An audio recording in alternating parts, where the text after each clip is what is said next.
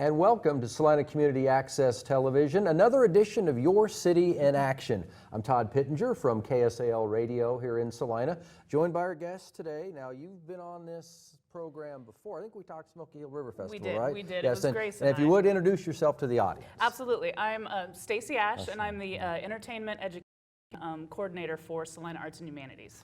And we're going to talk with Stacy here, entertainment. How about if we talk entertainment today? Yes, How does that let's sound? do that. We're going to talk about a new series that debuted this past spring in Salina. It's called Friday Night Live. Correct. Live entertainment, downtown Salina, every Friday night. So let's talk Friday Night Live. First of all, tell me, how did Friday Night Live begin? It kind of spawned off the ending. You used to have the That's Entertainment series on Thursday nights, Yes. right? That kind of evolved into Friday Night Live, am I correct? That was actually not our department historically. That Right. was Parks and Rec. And then we also did Art a la carte, which was that noon. Right. The noon is about a 40-minute performance. You eat lunch there, Yeah. and right? And attendance numbers at both historically over the past, I want to say 5-ish years, had just really started to decline. Parks and Rec, I think, was also a little like, I'm not entirely sure how we got into the entertainment business. Right, yeah. And so a bunch of meetings happen, as they will in city life. And That's how government works, right? Yes, Meetings, exactly. meeting after meeting. Lots of meetings. And just really talking about the best way to use that funding, to combine and then use that funding. And then we met with downtown stakeholders, met with the City Arts Commission. So we ran this through quite a few levels before making the final decision, and we came up with Friday Night Live. Friday Night Live. And it's kind of based on creative placemaking.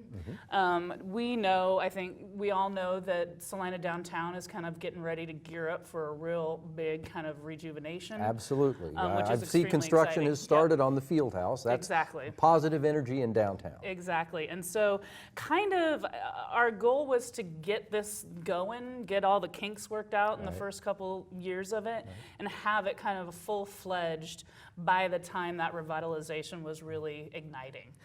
So that when that hotel is there and when the field house and when we already have more foot traffic down there, we'll already have this energy going. So that's kind of how it came about. So the Thursday night concerts shifted basically then to Friday night in a nutshell, but there was then a private citizen group out there kind of picked up where Thursday night was. They felt that there was a niche for that, so that continued via private, right? Yes, and much more successfully, quite frankly, than how it was previously being done. And also, Friday Night Live, along with creating an energy and giving a platform to local musicians and helping with downtown businesses, part of what we want is to create a community in Salina where people take on, they know the value of the arts, they see the value of the arts, and they want to do things themselves. So that was really a beautiful transition, actually, and big props to the folks involved with Now That's Entertainment, the private group. Again, we are talking to Stacy Ash here on Your City in Action on Community Access TV. We are talking entertainment. We're talking entertainment in downtown Salina. We're talking Friday Night Live. Tell me about Friday Night Live. Give me the yin and the yang. You've had groups that the wide spectrum of music. You've had groups that are, intimate enough that they just need to fit into a coffee house, where others, you needed to be outside because you've had several hundred people there. Yes, exactly. If you look at the overall attendance numbers, we've had 14 shows so far. If you look at the overall attendance numbers, we're averaging about 100 but some of them, like you said, are more than that. Some of them are smaller than that. We want to bring, the majority of them when the weather is permitting are at Campbell Plaza, because that goes along the line of the creative placemaking, making a spot in an already kind of moving town where people know they can start to, that's where the entertainment's going to be. There's a stage there already. There's a stage, and sound. it really is a pretty cool stage too. Absolutely. And then the Lowenstein mural that's behind it, I love. Of course, I'm a visual arts person too, so I love being able to kind of feature that. But also we want to, like I was saying earlier, ignite a community that kind of brings entertainment themselves, takes it on themselves. So in order to kind of help do that, we want to bring them to downtown businesses when it's appropriate. So Ad Astra has had some, Paramount has had some, and we were going to do one at that one bar. And it Unfortunately, that one bar is now that Nun Bar. That Nun Bar. But that's our goal, and so we book a huge variety. Like you said, we've had folk acts, we've had single acts. I mean, our opener, May 6th, was Jill Cohen, and that is a beautiful folk singer, just her and her guitar and her dog, actually. And then, like, tonight we have Pandora Roxx, which is a big kind of a rowdy rock band. Absolutely, going to be a rock show tonight. Yeah, exactly. Last week was Hannah Schroeder. It was a three-piece band, just gorgeous voice. So we've run the gamut. And we try to get, coming up, we've had a dance party, which was just widely very well received. And so we are going to do another one September 1st, or September 2nd, actually, the first Friday in September. September 2nd is going to be DJ Carbon again with Cash Hollister. All right. That's a retro dance. And that actually, I should also mention that we have Friday Night Live, which is just kind of like all-encompassing. Think of that as the big umbrella, right? But then we also have First Friday Night Live, which kind of took the place of we also were doing First Thursdays. Correct, yes. And it's a whole kind of a cultural shift. A lot of that Thursday entertainment and the art walk and years and years ago, I mean decades ago, when I guess it had to do with farmers. And farmers came into town on Thursday. It was like an organic kind of a process of that's why they chose Thursdays for some of that stuff. And you know, we're trying to kind of move forward and use a lot of the same models that other big cities are using that are successful. And so that's another reason that we shifted to the Friday. And also wanting to catch those millennials, get them excited about their downtown and make them feel like they have a voice. And they want to be out on the weekends. I mean, most of us work. Quite frankly, I can't go out on Thursday nights. Yeah. You know what Most I mean? of us got to get up at the office at 8 o'clock in the 10 morning. years ago when you were in college, that was no problem. No, yeah, that was Thursday was my first Friday. Right, yeah. So our first Friday night lives are paired with that art walk then. So we have the downtown merchants, the Flower Nook, Sweet on You. Let's see, the Peaceful Body Wellness. A lot of those places have visual artists. Those all take place from about 4 to 7. And then the idea is that around 7 o'clock you also have live music. So we're keeping people downtown roughly from 4 to 8:30, 9 o'clock. So hopefully they're snagging a drink somewhere. They're doing a little bit of shopping. They're catching dinner somewhere. So we're trying to really inject that life. Now, Friday Night Live has been successful. It was scheduled to end here in the near future, but I guess it's an extended run now. Is that correct? It's an extended run now, and we're actually very excited about it. We did receive some grant funding from Greater Salina Community Foundation. And that kicks in after September 30th. The language we were using to begin with was kind of a regular season and an off season, right? And so now we're done with that language, and we are just Friday Night Live is Friday Night Live. It's kind of a life of its own. Now, is that funding enough to sustain our department doing a free show every single Friday? No. We're going to use that funding to do about roughly 1, maybe 2 a month leading back up to May where we re-kick in our normal budget. Which is good for Kansas because realistically, who wants to go to an outdoor concert in December, January, and February? Not very many people. But what we are hoping, we're hoping though we can still have something weekly. Some of the indoor things. But some of the indoor things and booked by other people. So like Heart of Dixie and Emery Dirk, she's a local poet. She's been doing some really cool stuff there. Of course, Ad Astra has That Sound Downtown, and One Mic is actually starting back up again, I think September 16th. So we're going to try to pull from those things that are already going on, and that will be our Friday Night Live for that week. Kind of collaborate with businesses downtown to help each other bring some things downtown. Exactly. And then we can slap that Friday Night Live logo on it that everybody is starting to know.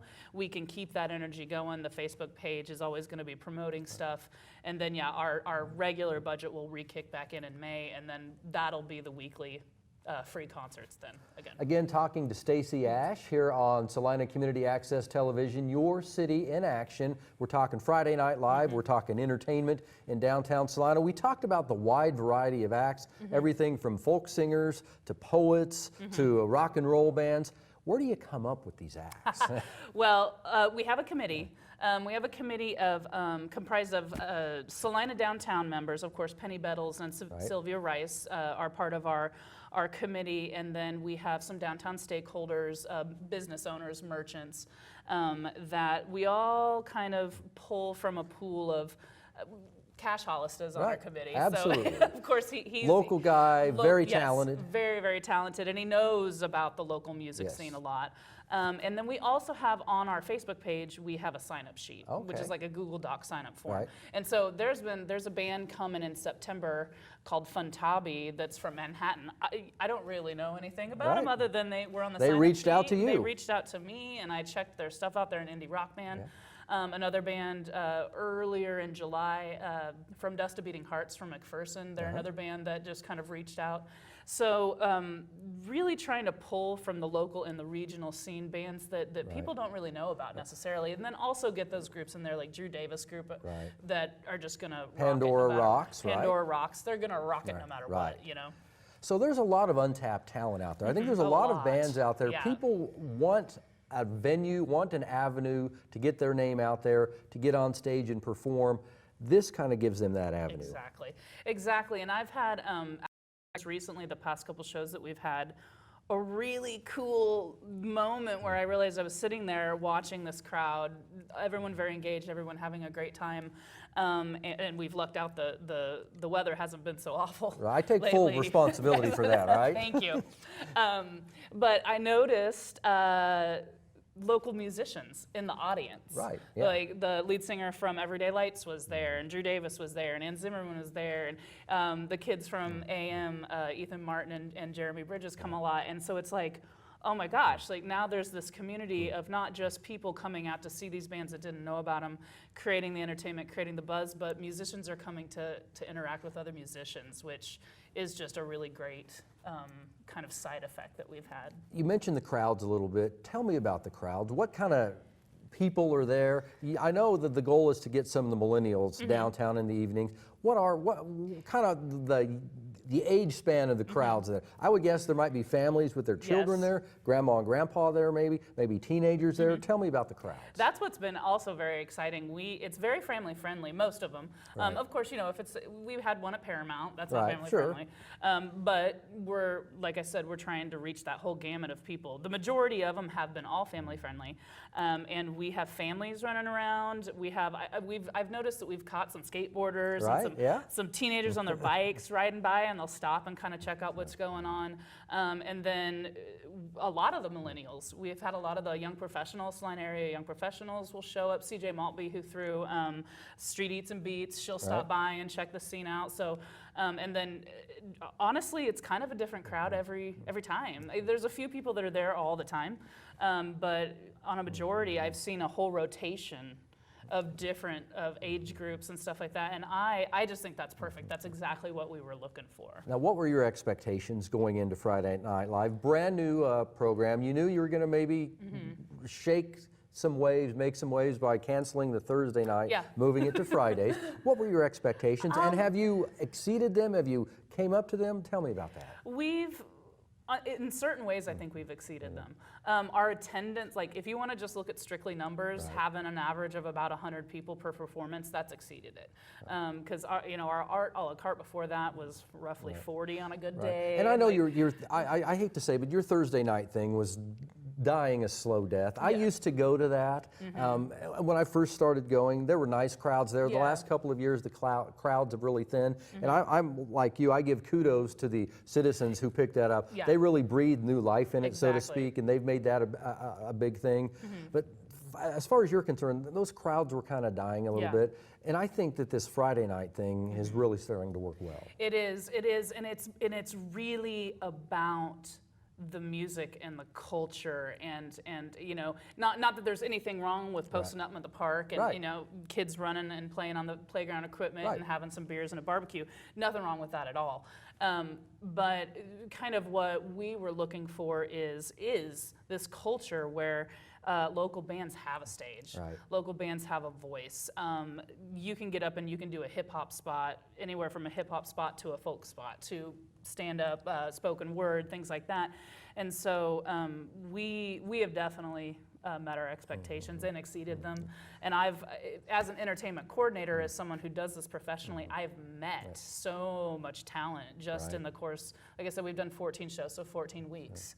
And my knowledge is greatly broad and much more broader than it was before starting this. So Friday Night Live, then again, as we head into the fall, going to scale things back just a little bit, but it's going to continue. It's definitely going to continue. We have a Facebook page, Friday Night Live Salina, Kansas. That's where all of our events are posted. Plus, we do press releases. They're usually in the scene. I get them every week. Yes. And so that's to keep up on that. And like I said, we're going to be pairing a lot more, partnering with the local businesses to see what they've got going on organically. Can we promote this as a Friday Night Live thing? It's not going anywhere. It's sticking around. All right, the day we're taping this show, Pandora Roxx, going to be on stage. Yep. Tell me Pandora Roxx, and then Access TV, we're going to have some video of Pandora Roxx. They're great local band, and they've graced the stage, you know, the festival jam and things like that. They do kind of a little mixture of their own original music and then some covers, but when they do covers, they kind of personalize it a little bit, right? Yeah, absolutely. But just great. It's good party music. That's what I feel like. You can go. You can really just sit back in your lawn chair, have a can of beer. Right. Yeah. And no bottles, please. No bottles, please. No glass bottles. But they're a great kind of Friday night party atmosphere. You're not necessarily going to have a nice conversation with somebody. You're going to be rocking a little bit, but they're going to be a great fun band. All right, I don't want them all, but on the horizon as we move into the fall, who's some of the names I can expect? To look for? Yes. Absolutely. Actually, the following week on the 19th is Everyday Lights, which is a wonderful local band. They played stage 2 at the festival this year. Let's see, what do we got? Of course, September 2nd, the first Friday Night Live for September is the Retro Dance Party, which is going to be featuring 80s and 90s Very music. nice. DJ Carbon and Cash Hollister. Like I said, the group from Manhattan, I hope I'm saying their name right, Funtabi, it's Funtabi. And then at the end of August, we have the Clearview Band, which is a band coming from Harrington. And I believe they've done the Festival Jam before. Jaron Bell on the 23rd of September. Red Dirt Country. Red Dirt Country. We're real excited about that one. And then September 30th is going to be Randy Baldwin. All right. And a group of players that he's going to get put together. So lots of exciting stuff. And the full spectrum, everything from hard rock to Red Dirt Country, you've got it all Friday Night Live. Yep. Well, Stacey Ash, anything you want to add before we go? Just I hope to see your faces out on Friday nights.